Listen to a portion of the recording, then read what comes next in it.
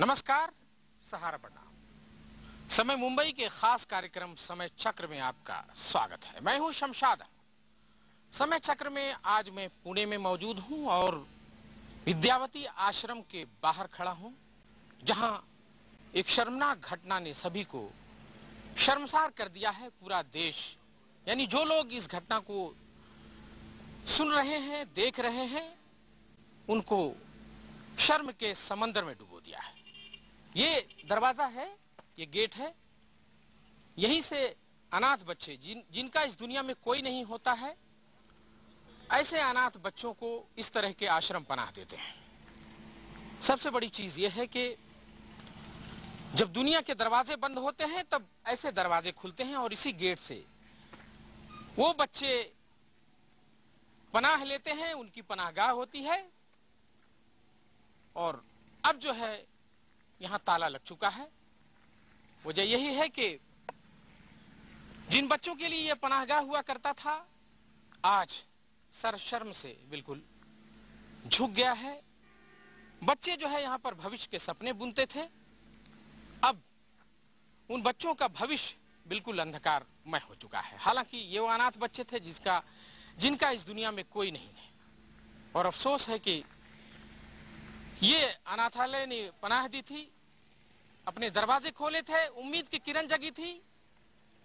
इन बच्चों के चेहरे पर उम्मीद का सूरज उगा था, लेकिन अफसोस है कि वो सूरज अब डूब चुका है। इस खबर की गहराई तक हम जाना चाहते हैं, क्योंकि यहां पर जो घटना घटी है वो उसे कोई भुला नहीं सकता। और यही हम चाहेंगे, लोगों के बीच में मौजूद हैं जो ह्यूमन राइट्स एक्टिविस्ट हैं, कुछ एडवोकेट मेरे साथ में मौजूद हैं, उनसे भी मैं चर्चे की शुरुआत करूंगा और ये जानूंगा कि आखिर जो है जो घटना घटी है अब कहां तक जो है ये मामला पहुंचा है। हालांकि जिन बच्चों के साथ एक घटना घटी है, एक बच्ची जो है गर्भवती हो गई। चूंकि उसका कोई नहीं इस दुनिया में, इसलिए कोई उसकी लड़ाई नहीं लड़ सकता। अलबत्ता कुछ जिंदा दिल लोग हैं जो न्याय के लिए मैदान में उतरे हैं। मेरे साथ जो है कुछ एक्टिविस्ट हैं, यामिनी जी मौजूद हैं, एडवोकेट अनभूले जी मौजूद हैं, गौली साहब मौजूद हैं। ये तमाम जो है मौजूद हैं जो इस पर रोशनी डालेंगे और ये बताएंगे कि आखिर जो है किस तरह की ये घटना हुई है। हम देख रहे हैं इस आश्रम को, आश्रम के अंदर जो चीज होती है, सबसे बड़ी चीज ये होती है कि जिनका कोई नहीं होता उस दुनिया में, और ऐसे लोगों को पनाह देता है आश्रम, और वहां पर बच्चे भविष्य के सपने बुनते हैं। लेकिन जब इस तरह की घटना हुई है जो आपने उजागर किया है, तो वाकई में कलेजा फट जाता है। हाँ, जब मैं इन्वेस्टिगेशन करने आई थी तो मुझे ये नहीं पता था कि यहाँ इतना बड़ा कुछ गहरा पाऊंगी। मैं सिर्फ उस बच्चे को इनोसेंट प्रूव करना चाह रही थी जिसको इन्होंने झूठ फंसाया हुआ लग रहा है हमको। मैंने बेसिकली देखा जाए तो वो 12 साल का बच्चा या 13 साल का बच्चा इतनी बड़ी घटना को अंजाम देगा ऐसा लग नहीं रहा था मुझे। आरोप लगा कि वो जो बच्ची गर्भवती हुई, उस आश्रम में रहने वाले एक बच्चे ने वो हरकत की है। हाँ। इस तरह का आरोप लगा, आप ये कहना चाह रहे हैं? हाँ, ऐसा आरोप लगाया गया था। पर जब मैंने चाइल्ड साइकोलॉजिस्ट से बात की तो मुझे ये पता चला कि वो बच्चा अपने दूसरे ढंग से भी स्कूल में या कहीं और भी एबनॉर्मल दिखेगा अगर उसने इस टाइप की हरकत की है तो। पर उसने इस टाइप की हरकत की है के लिए मैं उसके स्कूल गई मिलने, और जब मुझे डिटेल में आसपास के लोगों से पूछा तो पता चला कि वो बच्चा बहुत गरीब और सीधा इंसान है, माने बहुत बेसिकली सीधा बच्चा है। वो इस टाइप की हरकत करेगा ऐसा किसी को भी शक नहीं था स्कूल में। और ड्यूरिंग इन्वेस्टिगेशन से मुझे पता चला कि यहाँ और भी बहुत सारी हरकतें गलत हो रही थी, जो आपराधिक घटनाएं हो रही थी। सो आई रिपोर्टेड टू द अथॉरिटीज। सुवर्णा पवार जी हैं, उनको मैंने इन्फॉर्म किया कि ये चीजें हो रही हैं। पवार जी ये कौन है? ये बाल कल्याण अधिकारी, जिला बाल कल्याण अधिकारी हैं। उनको मैंने रिटर्न में रिपोर्ट मांगी। मैंने उनको अपने शक दिए कि बहुत सारी गड़बड़ें हो रही हैं, इनके कंफर्मेशन के लिए मुझे आपसे कुछ डॉक्यूमेंट्स चाहिए। सो जिस दिन मैंने डॉक्यूमेंट्स मांगे उसके बाद उन्होंने मुझे धमकियां देना शुरू कर दिया, पुलिस में रिपोर्ट्स करने शुरू कर दिए कि ये इन्वेस्टिगेशन क्यों कर रही है, इन्हें रोक देना चाहिए इन्वेस्टिगेशन से। लेकिन ये जब घटना घटी तो जांच समिति बैठी और उस समिति में आप शामिल थी। हाँ, तो अगर आप इस मामले को उजागर नहीं करते तो शायद ये मामला सामने भी नहीं आता। हाँ जी, ये चीजें बहुत सालों से हो रही होंगी, जो शायद मेरे इन्वेस्टिगेशन करने से चीजें ओपन में आ गई थी। मुझे ऐसा लगा कि उन्होंने मुझे धन्यवाद देना चाहिए कि इतनी सारी इरेगुलर चीजें आपने हमें बताई हैं। पर उसके बाद उन्होंने जब मुझे धमकियां देनी शुरू की तो मैंने पुलिस में कंप्लेन की कि मुझे धमकियां मिल रही हैं, मेरे जीवन को आप सेफ रखें। बाल कल्याण अधिकारी स्वर्णा पवार ने आपको धमकी दी? हाँ जी, मैंने रिपोर्ट लिखवाई है देव रोड पुलिस स्टेशन में जी। और उसके बाद मुझे पुलिस ने धमकियां देनी शुरू कर दी, सुवर्णा पवार ने, कि ये इन्वेस्टिगेशन क्यों कर रही हैं, इन्वेस्टिगेशन रोक देना चाहिए। और ये पुलिस का काम है इन्वेस्टिगेशन करना कि बच्चे गायब हैं या बच्चे किसी और को बिना सीडब्ल्यूसी के इन्फॉर्म किए। मेरे ख्याल से मुख्य मुद्दा ये है कि बिना सीडब्ल्यूसी के इन्फॉर्म किए सारे बच्चे दूसरों को दे दिए गए थे। 14 बच्चे किसी को दिए गए थे, 14 बच्चे दूसरे अनाथालयों में दिए या किसी को भी दिए, तो क्या दूसरे अनाथालय भी सीडब्ल्यूसी को इन्फॉर्म नहीं करते? मतलब सीडब्ल्यूसी की ऑथेंटिसिटी क्या है? अगर किसी भी अनाथालय का होल्ड नहीं है सीडब्ल्यूसी को, तो वो क्या चल रहा है बच्चों के साथ? बच्चों के नाम चेंज किए गए थे, बच्चों के नाम क्यों चेंज कर दिए जाते हैं, ये बहुत बड़ा सवाल है। देखिए, ये भले ही किसी फिजिकल चोट का नतीजा ना निकल रहा हो, जैसे फिजिकल चोट नहीं हुई बच्चों का नाम चेंज होने से, पर बच्चों का नाम चेंज करना, उनकी आइडेंटिटी हाइड करना, उनको चोट पहुंचाने जैसा है। उनको ये भी नहीं बताया गया था कि उनको ये भी नहीं बताया गया था बच्चों को कि उनके रिलेटिव्स जिंदा हैं, उनको अनाथ डिक्लेयर करके उनको हाइड आउट करके रखा हुआ था। तो ये सब क्यों हो रहा था? लेकिन सबसे बड़ा सवाल ये है कि ये जो घटना घटी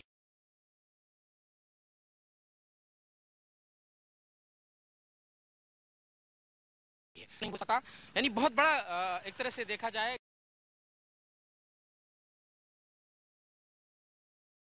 डीएनए रिपोर्ट नहीं आती, ये उसको दोषी भी नहीं कहा जा सकता।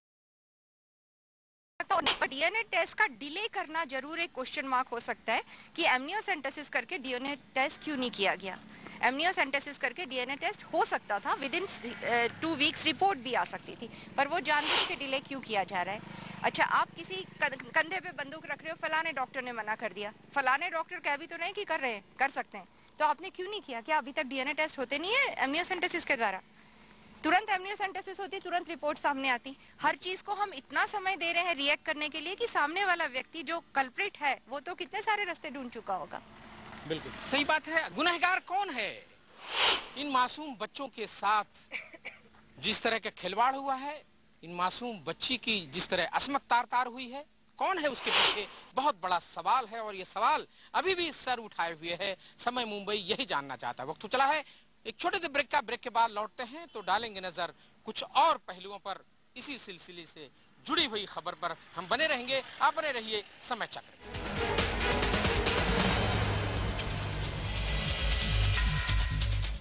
हे दुष्ट!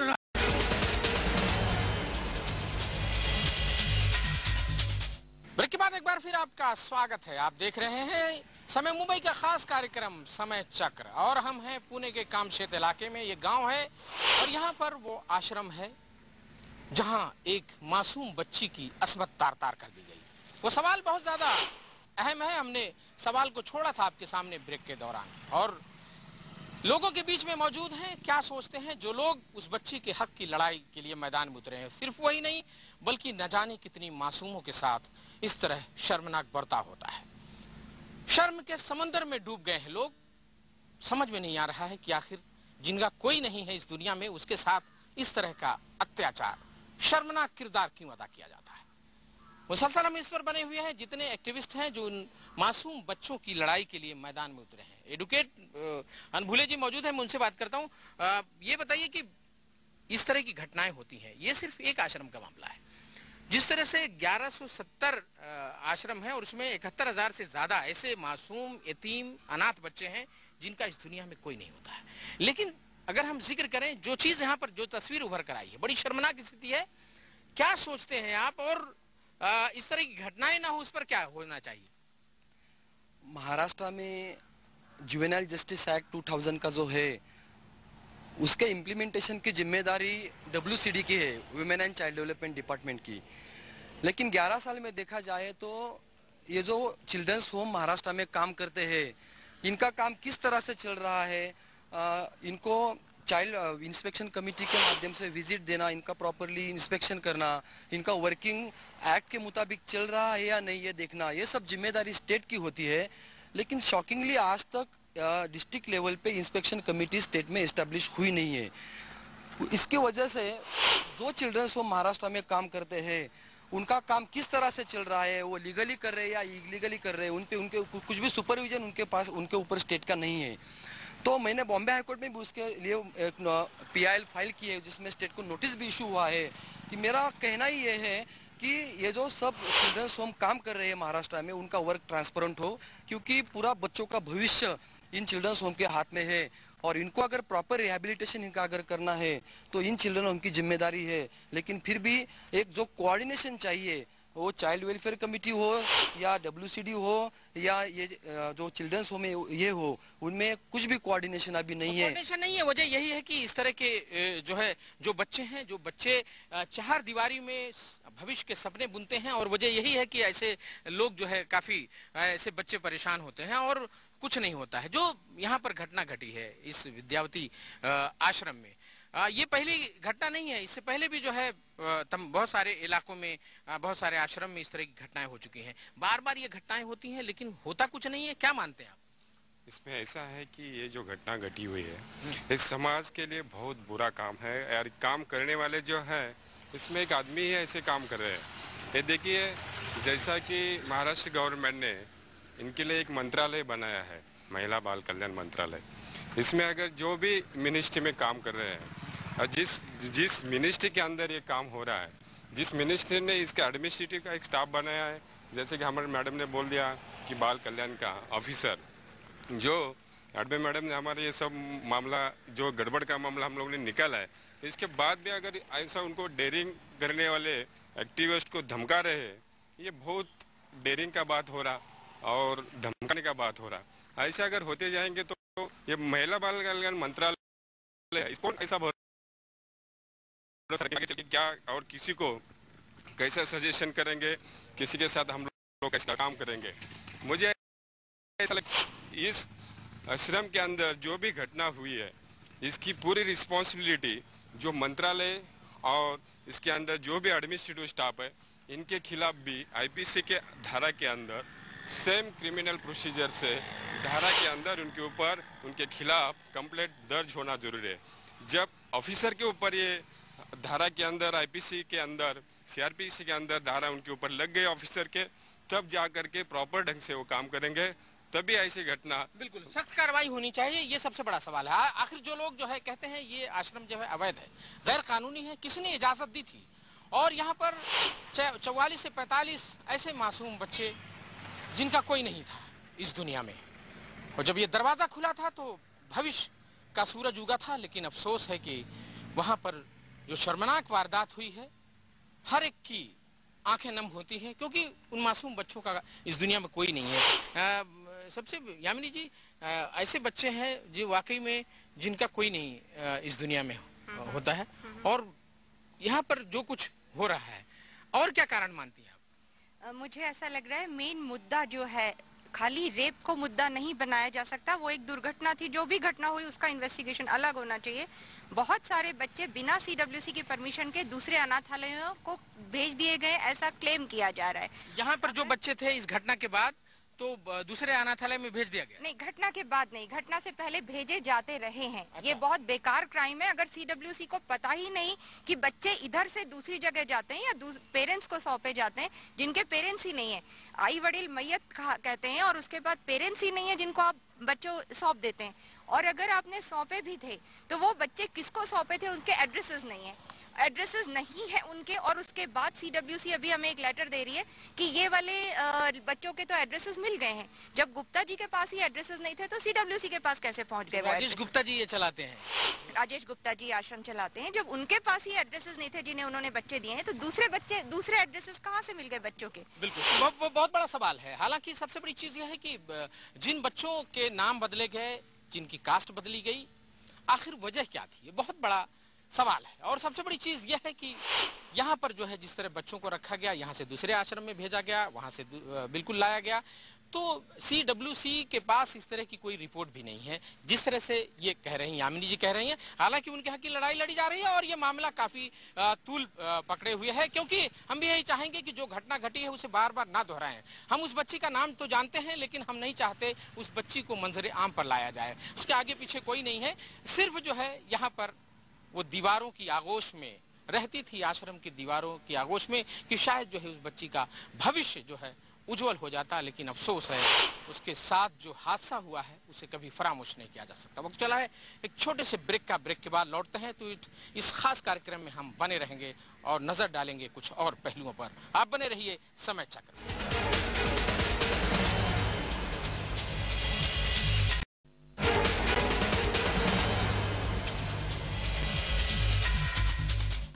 ब्रेक के बाद एक बार फिर आपका स्वागत है। आप देख रहे हैं समय चक्र और हम हैं पुणे के उस आश्रम के बाहर, विद्यावती आश्रम, जिस पर दाग लगा है, एक ऐसा दाग जिसे कभी मिटाया नहीं जा सकता। और ये खेल हुआ है अनाथ बच्चों के साथ, बहुत ज्यादा दुश्वारी है। हालांकि इस तरह के दावे होते रहे हैं, जो मैनेजमेंट है वो कहता है कि जो है इसमें हम बच्चों का पूरा ख्याल रखते थे, लेकिन जो घटना घटी है उसने शर्मसार कर दिया। हम नहीं चाहते कि उस घटना को बार बार दिखाया जाए या दोहराया जाए, लेकिन जरूरी हो गया है न्याय के लिए। जब न्याय की बात आती है तो हम उस बच्ची के साथ खड़े हैं। हालांकि उस बच्ची का इस दुनिया में कोई नहीं है, सिर्फ आहें हैं, सिसकियां हैं और रुधी हुई आवाज। जो बदनुमा दाग लगा है, जो धब्बा लगा है, उसे हम मिटा नहीं सकते, लेकिन इतना जरूर है उसे न्याय दिलाने की पूरी कोशिश कर रहे हैं। मेरे साथ जो है और भी लोग मौजूद हैं। आप जो है क्या कहेंगी जिस तरह के हादसे आजकल होते जा रहे हैं, आप क्या सोचते हैं? मेरे हिसाब से सोसाइटी के लिए, as a society, it is very, बहुत बुरी बात है जो हुई। एंड सिर्फ रेप वाला केस नहीं है, इस आश्रम में बहुत सारी ऐसी चीज़ें हैं जिन्हें ध्यान की बहुत ज़रूरत है, जिन्हें बाहर आना चाहिए ताकि लोगों को पता चले कि बेचारे बच्चे हैं, उनके पीछे कोई नहीं है, कोई उनके लिए बोल नहीं सकता क्योंकि वो अनाथ हैं, सिर्फ इसलिए उनके साथ ये सब हो, ये बहुत गलत बात है। इसलिए, और जो एक्टिविस्ट उनके लिए काम कर रहे हैं, एटलीस्ट उन्हें सपोर्ट करें, उन्हें डराएं धमकाएं ना। दूसरी बात ये कि अभी कुछ दिनों पहले, 2-3 दिन पहले, इसी आश्रम की एक बच्ची थी जिसके भाई बहन मिल गए। पता नहीं इस आश्रम में कितने बच्चे होंगे जिनकी फैमिलीज होंगी बाहर, उन्हें शायद पता नहीं है कि बच्चे यहाँ हैं, या बच्चों को नहीं पता। वो कुछ करना चाहिए कि हमें, कि बच्चों का रियूनियन हो सके उन फैमिलीज के साथ। बिल्कुल, ये सबसे बड़ी चीज है और बात सही कह रही हैं। बहुत सारे ऐसे बच्चे हैं जिनको अपनों ने यहाँ पर छोड़ दिया है, लेकिन वो पलट कर नहीं आए। ऐसे भी माता पिता हैं, ऐसे भी कलयुगी माता पिता हैं जो अपनी पैदा की हुई औलाद को यहाँ पर छोड़ कर गए, फिर मिलने नहीं आए। वाकई मेरी आंखें नम होती हैं उनके दुख को देखकर। और वजह यही है कि कहते हैं जिनका कोई नहीं होता उसका ऊपर वाला होता है। और जाहिर सी बात है, जो है जिस तरह इस बच्चे ने कहा, बच्चे हैं जिनके माता पिता हैं भी शहर में, लेकिन छोड़ दिया है बस जी। तो आखिर कहाँ जाएं ये बच्चे, कहाँ जाएं, कैसे जिएं, किससे फरियाद कौन सुनेगा? वो यहाँ पर पहुंचा है कि इन बच्चों की आवाज नकारखाने में तूती साबित होती रही है, और हम चाहते हैं कि जो है न्याय मिल सके। ये सिर्फ एक ही चीज नहीं है, और भी बहुत सारी जिसे आप महसूस करते हैं। एक अनाथालय में ये सब हो रहा है, इससे छोड़ के बाकी का सब जगह क्या क्या प्रॉब्लम्स है, क्या नहीं है, क्या बच्चों के लिए, ये देखना बहुत जरूरी है। अनलेस एंड अनटिल हम वो देखें उनका आगे का फ्यूचर क्या है, 18 साल तक रखते हुए आगे क्या हो रहा है, उसके ऊपर कोई लॉ है क्या, ये भी देखना जरूरी है। नहीं तो क्या हम क्रिमिनल से पैदा कर रहे हैं, हम क्या कर रहे हैं, अनाथालय सोच के हम एग्जैक्टली क्या कर रहे हैं। बिल्कुल हम क्या कर रहे हैं, और सही बात है, जब 18 साल की उम्र के ये बच्चे हो जाते हैं तब इन्हें बाहर निकाल दिया जाता है, लेकिन उनका भविष्य क्या होगा? वो डाकू बनेगा या चोर बनेगा या फिर क्रिमिनल बनेगा, इसकी परवाह किसी को नहीं होती। सरकार ने कुछ नहीं किया है। आपने PIL दाखिल किया है इसी मामले पर, जो है कि जो 18 साल के जो बच्चे होते हैं जिनका कोई नहीं होता है, वो बाहर जब निकलता है तो उसके लिए ये जो जिस तरह के दरवाजे होते हैं वो बंद हो जाते हैं, भविष्य के सारे दरवाजे बंद होते हैं, जैसा कि आप कह रहे हैं। क्या आपने पीआईएल फाइल किया है, उसमें क्या दर्शाना चाहते हैं और क्या बताना चाहते हैं आप? 18 साल के बाद इन अनाथ बच्चों को चिल्ड्रंस होम से बाहर निकाला जाता है, और वो बाहर निकलने के बाद अगर उनका कोई रिश्तेदार नहीं है तो उनको एजुकेशन में और प्रॉपर रिहैबिलिटेशन होने में, उनका पुनर्वसन होने में बहुत सारे प्रॉब्लम आते हैं। और स्टेट के पास भी ऐसा कोई स्कीम नहीं है कि उनके एजुकेशन में कुछ मदद किया जाए, उनको स्कॉलरशिप दी जाए, उनको स्कूल फीस दी जाए। अगर कोई गवर्नमेंट का हॉस्टल है तो उस हॉस्टल में भी उन बच्चों को एडमिशन दिया जाए। ऐसा कोई भी प्रोसीजर स्टेट के पास, कोई भी अभी पॉलिसी अभी महाराष्ट्र गवर्नमेंट के पास नहीं है। और उससे अगर सीरियस सिचुएशन है तो इन बच्चों को, वो इस देश के नागरिक है उसका कोई भी प्रूफ इन बच्चों के पास नहीं है।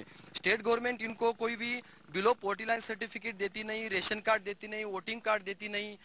इन बच्चों को जो कि गवर्नमेंट को जो बेनिफिट चाहिए वो कोई भी बेनिफिट मिलते नहीं, और उसकी वजह से प्रॉपर रिहैबिलिटेशन जो उनका होना चाहिए वो 18 साल के बाद भी होता नहीं। और गवर्नमेंट के पास भी इन बच्चों को मेन स्ट्रीम में लाने के लिए अभी कोई भी स्कीम नहीं है। बिल्कुल, सरकार के पास कोई योजना नहीं है। हालांकि सरकार तमाम तर दावे करती है, लेकिन अफसोस होता है जब अनाथ बच्चों के साथ जो बर्ताव हो रहा है।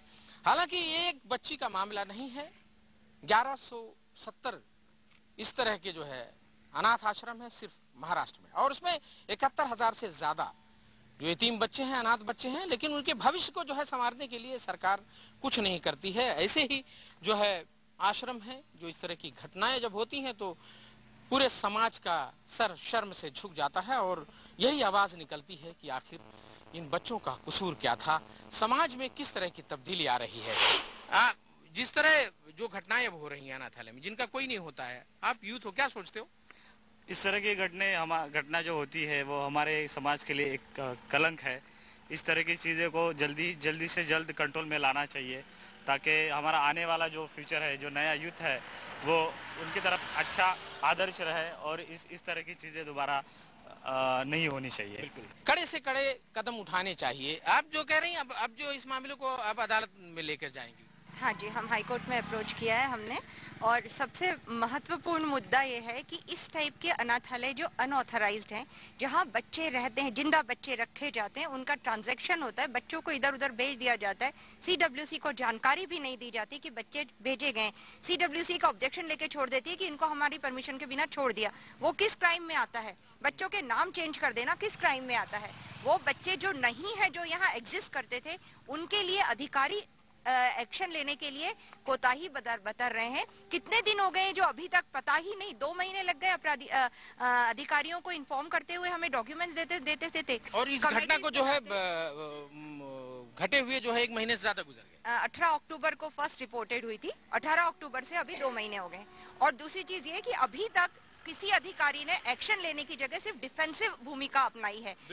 प्रशासन क्या कर रहा है मैं नहीं जानना चाहती, पर रिपोर्ट सामने आने चाहिए। नकली कमेटीज बनाते हैं, नकली रिजल्ट्स, कमेटीज डिसॉल्व हो जाती हैं अगर ऑब्जेक्शन आता है तो, एक्टिविस्ट को धमकियां दी जाती हैं। एक सबसे बड़ी, आप अंदर जा चुके हैं, चूंकि अब यहाँ पर बोर्ड लगा दिया गया है, कोई अंदर नहीं जा सकता, जिस तरह से कानूनी प्रक्रिया चलती है, आपने अंदर जाकर देखा, वहाँ किस तरह का मंजर था जो हम अपने दर्शकों को बताना चाहेंगे? 5 स्टार ओल्ड एज होम है वहाँ। 5 स्टार ओल्ड एज होम में मसाज पार्लर है, वहाँ पर जिम है, जो किसी ओल्ड एज होम में लॉजिकल नहीं लगता। लोग वहाँ 2-2, 3-3 दिन के लिए रहने आते थे परिवार के साथ। ओल्ड एज होम में मैं इतना जानती हूँ, किसी भी ओल्ड एज होम में कभी भी लोग 2 या 3 दिन के लिए नहीं आते। और दूसरा, मसाज पार्लर और जिम का किसी भी ओल्ड एज होम में औचित्य नहीं समझ में आता। टेंडन इंजरी से यानी कहा जा सकता है कि जरूर दाल में कुछ काला है। वजह यही है कि जो है आपने इस आवाज को बुलंद किया, और सबसे बड़ी चीज है कि इस पर जो है अब वक्त बिल्कुल बेकार नहीं जाना चाहिए, और इस पर निर्णय लेना बहुत जरूरी हो गया है। आखिरी जो है कदम आप लोगों का क्या होगा, जिस तरह से यहाँ पर जो चीजें हुई हैं? मैं और मिस्टर अनभूले हम हाई कोर्ट अप्रोच कर रहे हैं, और जॉइंटली उन्होंने बहुत कुछ काम किया हुआ है इस चीज़ में, तो हम प्लान कर रहे हैं कि गवर्नमेंट हाई कोर्ट को रिक्वेस्ट करें कि आपके हिसाब से कितने आश्रम ऐसे हैं गैर कानूनी हैं? वैसा देखा जाए तो 2008 में कुछ 600 चिल्ड्रंस होम महाराष्ट्र में इस्टेब्लिश हुए थे, अभी मैंने राइट टू इन्फॉर्मेशन एक्ट के मुताबिक एक एप्लीकेशन दिया है कि मुझे उनका पूरा लिस्ट विथ एड्रेसेस चाहिए।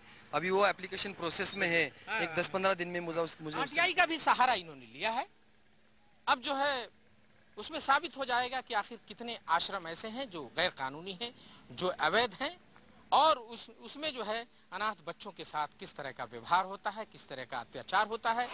जो शर्मनाक घटना घटी है हम उसकी निंदा करते हैं। समय मुंबई जो है सिर्फ चाहेगा कि उस बच्ची के साथ न्याय हो सके। हमारा मकसद जो है सिर्फ इतना है कि न्याय मिलना चाहिए।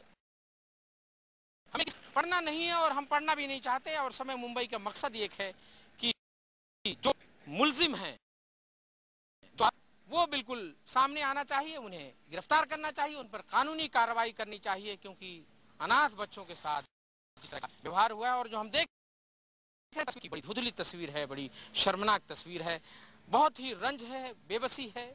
और चूंकि ये अनाथ बच्चों का मामला है, सिर्फ ये इसी का मामला नहीं बल्कि जितने भी आश्रम हैं वहाँ इस तरह की घटनाएं होती रही हैं, दबा दी जाती हैं, प्रशासन दबा देता है, लेकिन अब ऐसा नहीं होना चाहिए। मामला अदालत में जा रहा है।